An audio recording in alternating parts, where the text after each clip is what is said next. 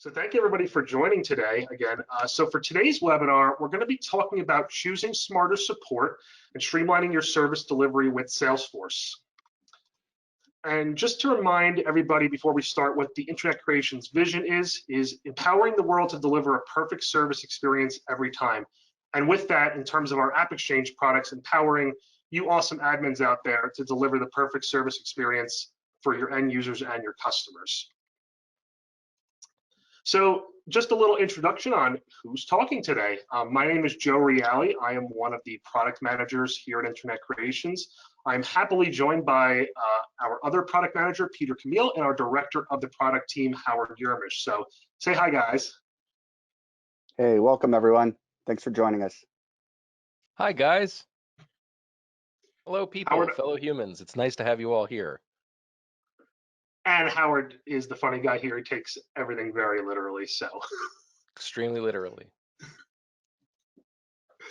So just for a little bit of housekeeping here, just to remind the folks out there how to ask questions. In the GoToWebinar panel, there is a questions box. So please feel free to ask questions during the webinar, and towards the end, we'll actually have a specific time to wrap up and take all additional questions.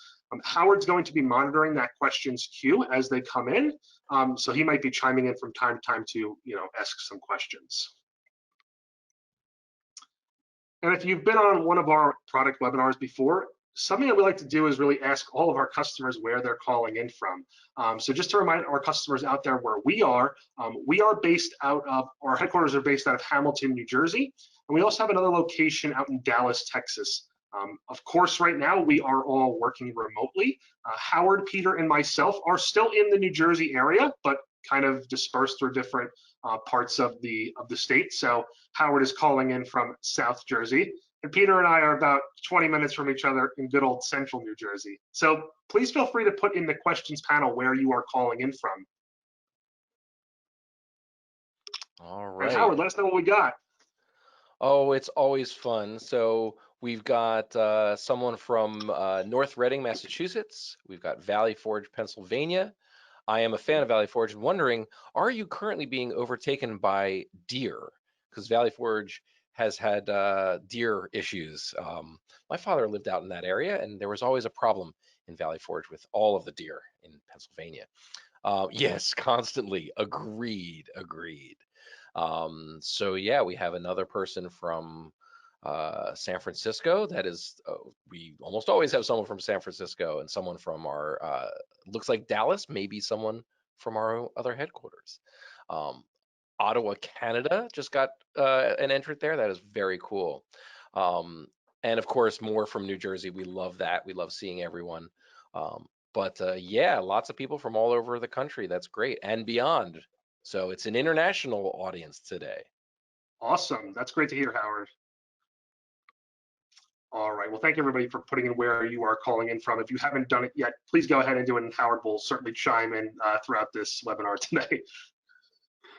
So as far as our agenda for today, we're really going to own in on three key topics. We'll talk about everyday challenges that support agents face, both before and during the current pandemic. We'll then really lean into different ways managers can help their support teams to ensure employee satisfaction. And then finally, we'll talk about some best practices and some of the tools we offer for improving the agent experience inside of Service Cloud. So now let's talk about some of the support challenges that agents face on an everyday basis. And there's a lot of them, but we kind of boil it down to three key topics here. The first is really pressure to meet and even exceed different support metrics. Some of those metrics may include things like number of cases closed, the average response time, time to total resolution, and feedback ultimately in the form of survey scores. Another challenge that support agents constantly face, and more so now than ever, is a higher case volume. And this can be due to things like financial impact, where some organizations have recently had to reduce their staff, but are still getting the same amount or even more support inquiries. Customers opening cases on things that they wouldn't normally open cases for, like things like needing assistance with making their payments for the products. And as funny as this sounds, something that I've noticed is that there's just less people on vacation. We didn't necessarily see that summer die down of support cases. It kind of kept on its steady pace. And then finally, another challenge that support agents face is really working remotely. And with this pandemic, there's been an increased need for having a flexible schedule, balancing, work and family life. Also, there's been a little bit of isolation and missing the camaraderie of coworkers.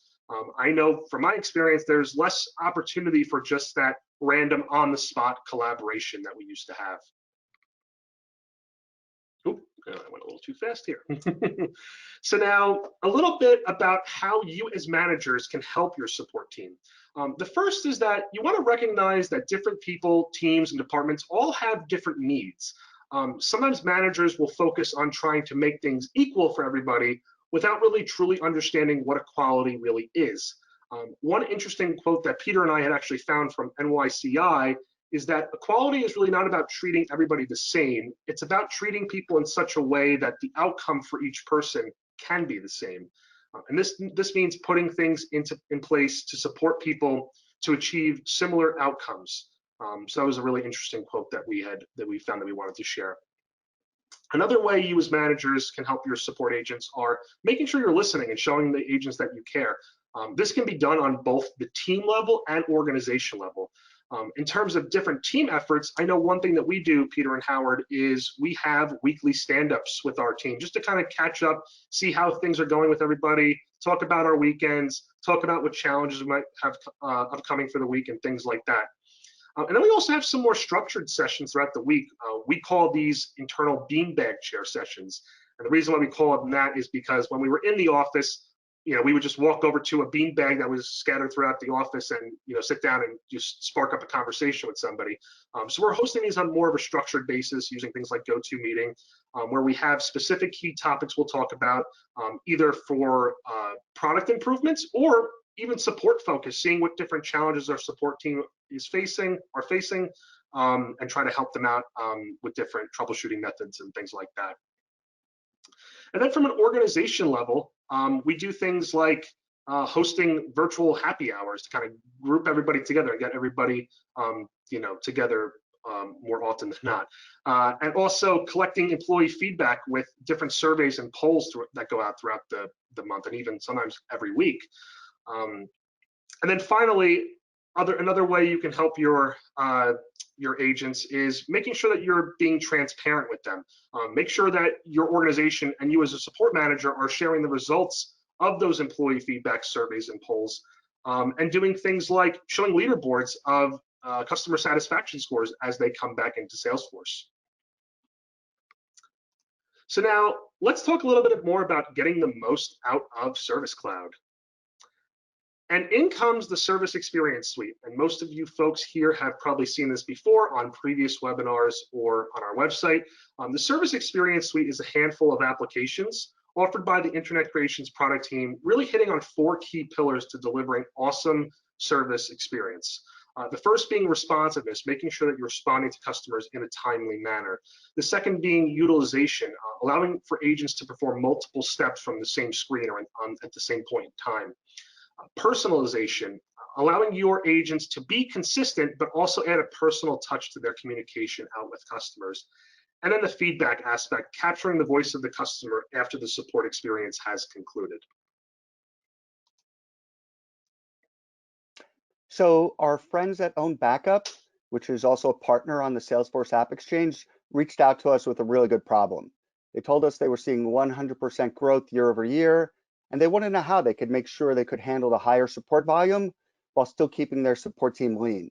So we recommended that they try our apps from the Service Experience Suite to increase agent productivity.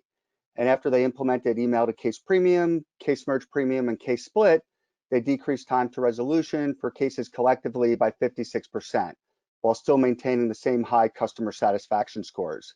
So Own Backup is a great success story of how using the right tools can help you get even more out of your investment in Service Cloud. Thanks, Peter. And so with that, I wanted to pose the following question out to our customers, and that is, how do we handle situations where the same issue affects multiple customers? And this question comes up a lot with customers we've spoken with in the past, and there always seems to be 2 main struggles. The first struggle is how do we group these similar cases together so that you can understand as a support agent or support manager rather, the overall impact of a particular issue? And the second and more pressing struggle is, how do you streamline the communication with customers regarding updates and solutions on a particular issue?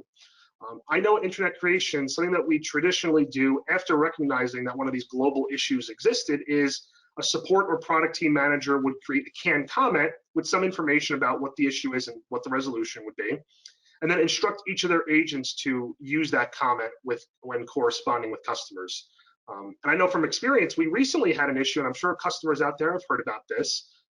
We've had an issue with some of our apps and some of our consulting customers who were affected by a change that Salesforce released in winter 21, and we needed a way to keep them informed with updates and status updates and resolutions on that particular issue. And so with that, oh boy. And so with that, our widespread issues feature was born. And so what widespread issues allows you to do is it allows you to communicate with all these affected customers in one single email communication, or if you want to, in multiple communications. So we have a new widespread issue object inside of Email to Case Premium, and that is going to allow you to see any active issues in your org, and allow you as a support team manager to broadcast updates to your customers as they become available on either something that they can try to resolve the issue, or eventually when the issue is resolved, a communication about what they need to ultimately do to resolve the problem. And you can see on this screen here, we've brought our timeline that we have on the case object onto the widespread issues object. It's been fine-tuned a little bit for this object specifically, but it has a lot of the same features. Additionally, agents, while they're working through different widespread issues, agents can suggest and vote on different solutions that may have helped their customers that they were helping on the individual cases that they opened. And for agents specifically, we're including a new lightning component, and this lightning component can be included on your case page layout. It's going to allow for agents to both report new widespread issues and add existing cases to an existing widespread issue. Once a case is added, it's going to be related to that widespread issue, and agents can look at any of the solutions. If they have something that they think might work for their customer, they can also suggest a solution right here inside of this lightning component. Cool.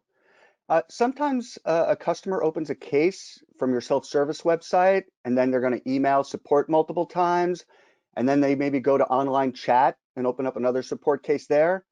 And now suddenly you have all these duplicate cases for the same issue, and you're no longer following the best practice of one issue per case.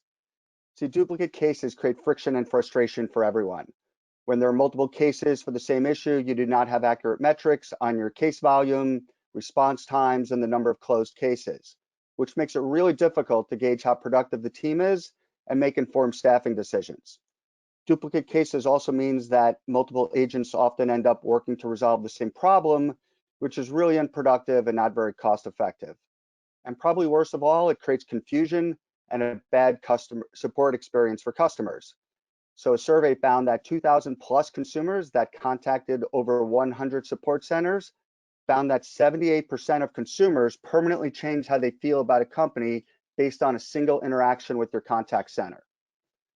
So we created Case Merge Premium, which has been helping support agents find and merge duplicate cases for 10 years now, with many Salesforce service customers like Own Backup using it as an essential tool for adhering to the one issue per case rule.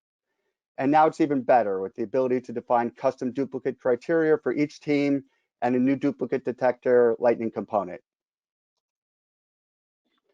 So not only does Case Merge Premium let you customize your default duplicate criteria, but now you can define unique criteria to detect duplicate cases based on what works best for each support team. So for example, you might have one team that supports retail customers through multiple support channels and another team supporting B2B customers through email. And each team might have different timing on how long cases take to typically resolve. So for one team, you can set it up to check cases that are created within the last 3 days, And for another team, you want to set it up maybe for 10 days. Or each team might be better off matching cases on different fields. For retail support cases, it might be best to match on the contact field, where for your B2B support, you might decide it's best to match cases with the same account. So I also love how our Lightning component lets you lets agents find and merge or dismiss duplicate cases right while they're working on their support cases. So this is another key improvement. And then the merge itself is really advanced and flexible and a real productivity boost with the ability to merge up to 9 cases at the same time, select which case should be the primary case, and then do inline editing of case data during the merge process to make sure that your data is correct. And then you can choose which related objects get cloned to the primary case.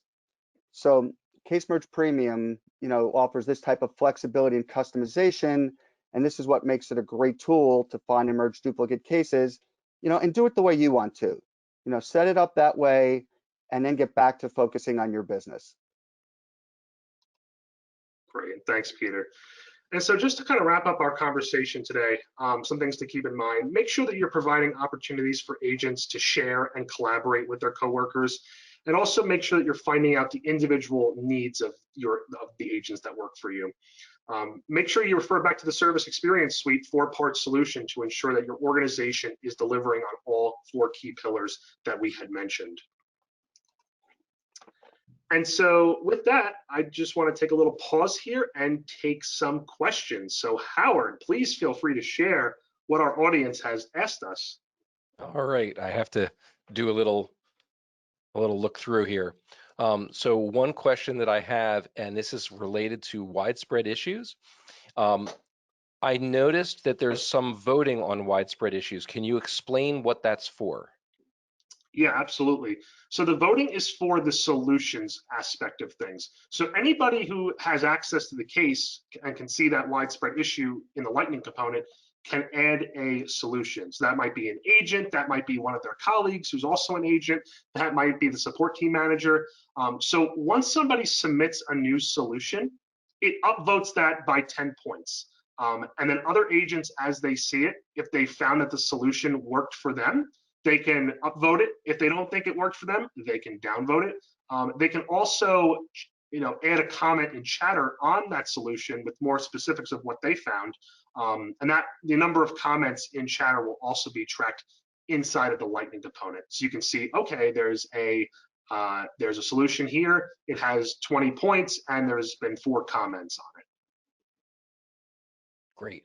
Another question is, can we get a feature to identify if an agent is out of office when a client responds to the case? Can we It's get an a feature? interesting idea. We've talked about this. Can you repeat that one more time, Howard? I just want to make sure I understand. Let me try to paraphrase it. Is there a way that we can identify that an agent who is out of office, but there is a customer response? And so the case is owned by an agent who's out of office, the customer responds, we want to know that that specific case, I think I'm clarifying this the right way based on the question. If I'm not clarifying it the right way, basically, imagine I've got a case and the customer hasn't responded for a while. I take PTO tomorrow because it's Friday and oh my God, I need it. And then the customer responds tomorrow. So we need to get back to that customer. Right. We have something that says Howard's out of the office, so give it to somebody else. Yeah, that's a very interesting idea. In fact, Howard, I think we were just talking about this about a half hour ago. It is not something that currently exists in the product today, either Case Premium or Case Merge. But it's a very interesting idea. I know that some customers have created their own solutions to kind of go about that. Something I've seen some customers do is as simple as on the user object in Salesforce, have individual agents mark themselves as being out of the office. And so that would probably involve creating some new fields on the user object. And then when new responses come in, having something like a workflow rule or a process builder or flow, look at those fields and say, okay, is this person out of the office? If so, we need to do a field update on owner, reassigning their work either back to another agent or back to like the support queue so that somebody else can pick it up. Um, Got it. A little clarification came from, have an auto response message for that out of office person through email to case premium, kind of like an automatic canned comment, um, right. or have something like maybe we do a private comment to other team members or other people on the team that just says this case has been responded to, just following up from some clarifications I'm receiving. Right. Yeah, I mean, that's definitely something that you can do. Again, it's a matter of determining the automation side. Not that it's easy, but it's not that crazy. The hard part is figuring out how in Salesforce you want users to mark that they are not in the office, because the automation options are not limited. You can have a comment be added. You can have the case be reassigned.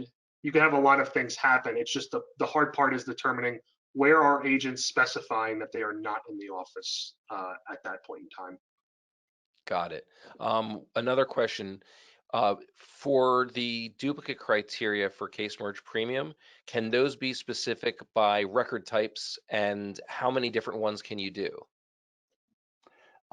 You have an unlimited number of record types. So this is based on the case record type, and you could set up a unique set of duplicate detection criteria for each record type that you have set up in your organization. Got it. Cool. Um, let's see here. I think that's it for questions. If anyone has other questions, please feel free to use the questions box. We will certainly come back to that. So let's go on from here. All right, sounds great, Howard. So we talked a little bit before about the service experience suite, but now it's time for you to figure out where do you rank in providing awesome customer experience. So please feel free to take our assessment at ic.force.com/assessment, and that's actually going to launch our simple survey tool to let you fill out that assessment. Something that we've started sharing with customers more and more often, we want your feedback. Your feedback really helps drive a lot of our product initiatives and what we deliver in future versions of each of our AppExchange applications. So the product team has started hosting these one-on-one sessions with the product management team. So, and that's going to be me, Peter, and Howard. So if any of you out there, if any of you out there have anything that you like to see in our products, any new feature enhancement requests, if there's a challenge that you're facing and you just want to learn a little bit more about how you can solve for a particular problem, that's what these sessions are for. Please feel free to book some time with us. And also to make sure that you're seeing all the latest updates that come out and are available, please make sure you join the Service Experience Suite on the Trailblazer community. And so we do have some other upcoming events we wanted to share out there with our customers. Peter and I are actually going to be doing office hours sessions for each of the products we talked about today, Numata Case Premium and Case Merge. So in the next office hours session on December 3rd, I'm going to be leading that and talking all about widespread issues. We're going to do a much deeper dive on it, as well as talk about some other new features that were just released. And Peter's going to be talking about a couple weeks later more about duplicate criteria by record type, as well as some other upcoming features.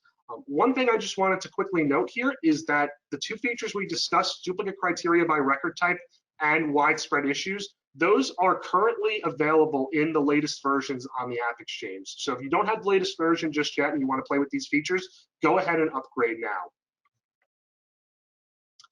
And just lastly, thank you all for joining us today. It's really great when we get to get our customers together. I love having these types of conversations. And yeah, just wanted to say thank you for everybody for joining us. And thank you, All right, Peter and Howard.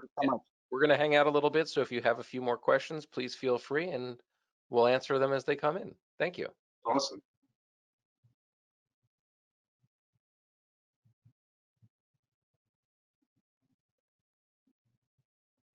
Once again, the soundtrack to Grease is playing.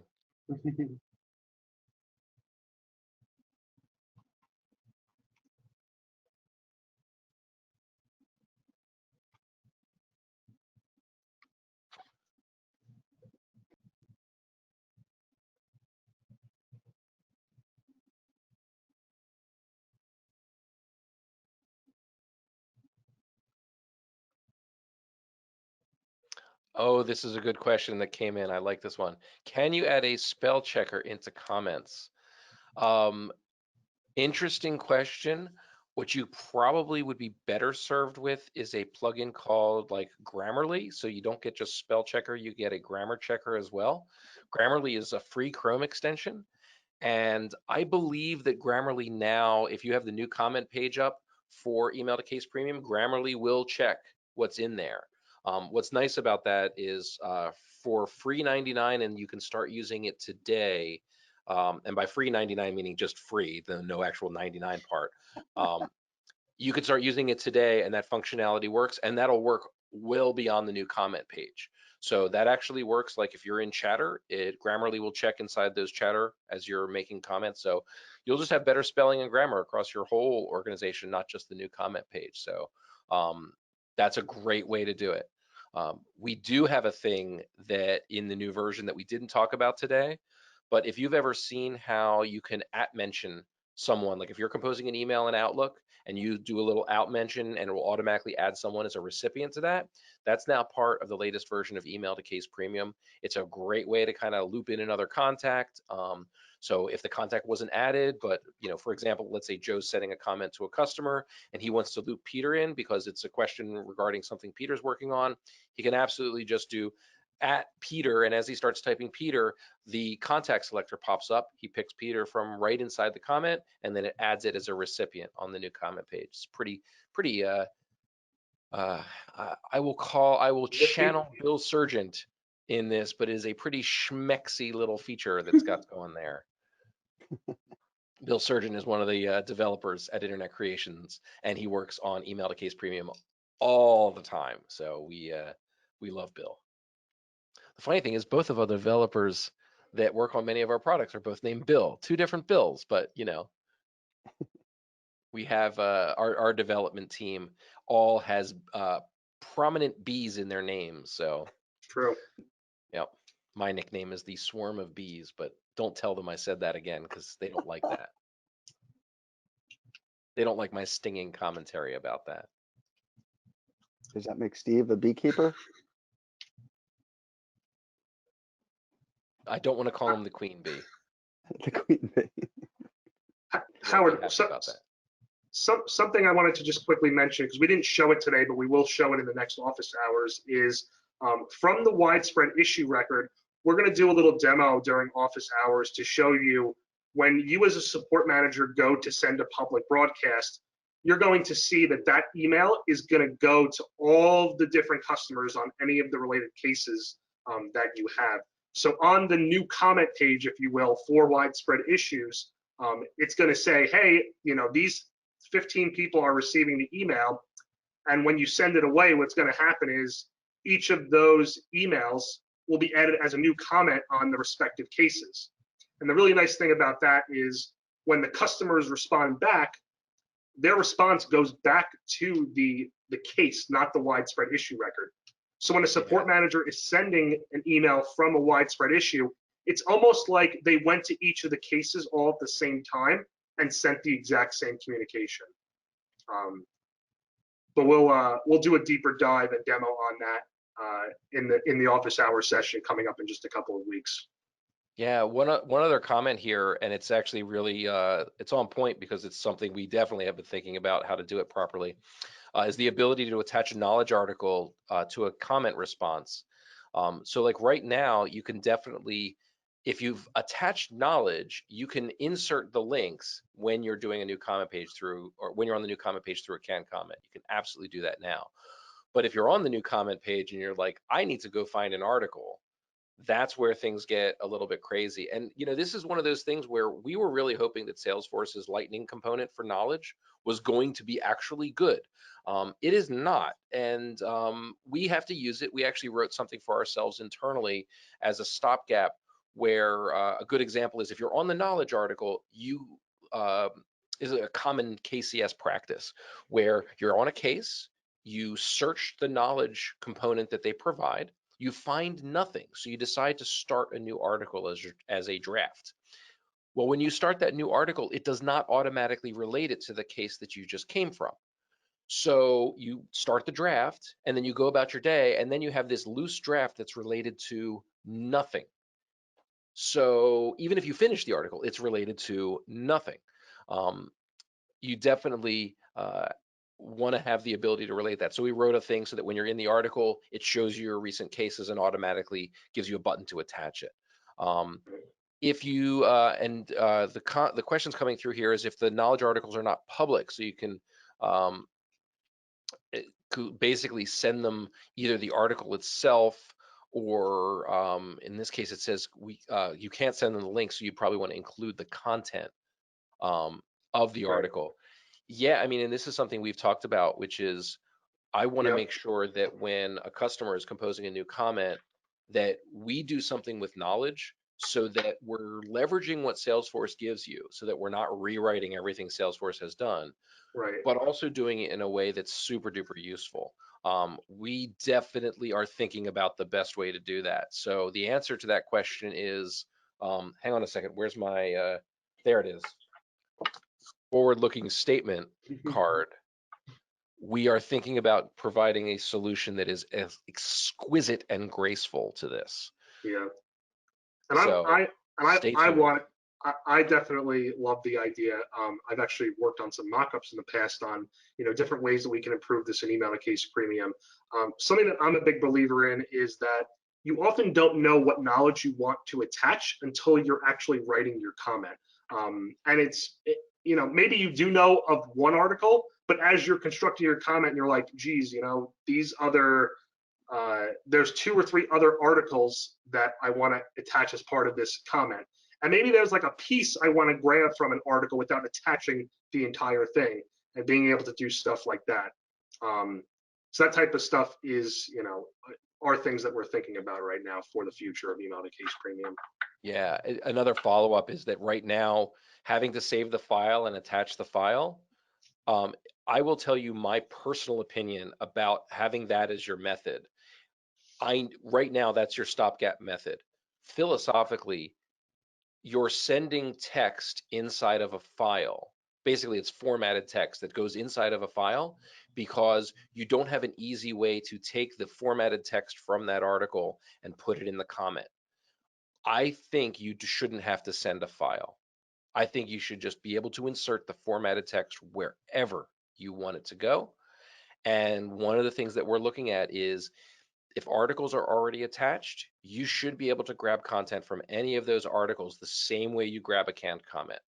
If articles Right. aren't attached, you should be able to attach an article the same way you can find and search for an article in Salesforce today. That's what we're going for. We think it needs to be super duper graceful and also not depend on whether you have the article as public or a community stand that stood up for that, so that it's not just here's a link. We Right. think that we hear that enough that we want to solve for it in that way. Um, Character limits. Yeah, character limits are always fun in terms of inserting content. Um, it's the reason you should have a community and send a link. But Yeah. that's again, we run into certain issues in terms of the limits of certain fields and stuff like that. Having full rich text is certainly better. I'm Right. a big fan of give someone the basics of the article, provide a link as well so that they can see all the details. I think that's a really great way to do it. Um, Mostly because I think that email should be super duper useful, but it should also lead you to something that's even more useful. Um, yeah, there's good reasons. If you have knowledge articles that are 65 pages long, you want to send a file. Like that's a good reason to send a PDF file because you don't want to, it's probably worth a portable option beyond an email message. So a PDF is a good portable option. Um, it- Realistically, the way we want to solve it is we don't want you to have to torture yourself in order to send customers a great response. And we think that the more we can do on the new comment page gracefully, the better it is for your customers. It's easier for the support agents, so they'll find what they need, and your customers will get information in a format at the time that they need it, as opposed to being told, here's a link, and then they have to go, and then they have to sign in to see it, and then when they sign in, they forgot their password, and now they're more frustrated.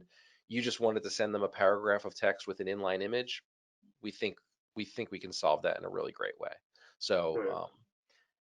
and for those of you who haven't heard me talk about it, gracefulness is part of my aesthetic here. It should be wonderful for everybody using the product and getting a message from the product. It's got to be wonderful for that. So Mhm. it's just a thing. Yeah, I mean, Howard, one thing that we've always struggled with, and I see it, I saw it in Classic, I see it in Lightning, is the need to just constantly jump back and forth between tabs to figure out which knowledge you're going to attach. And again, it kind of goes back to you often don't know what knowledge you want to add until you're in the middle of your comment.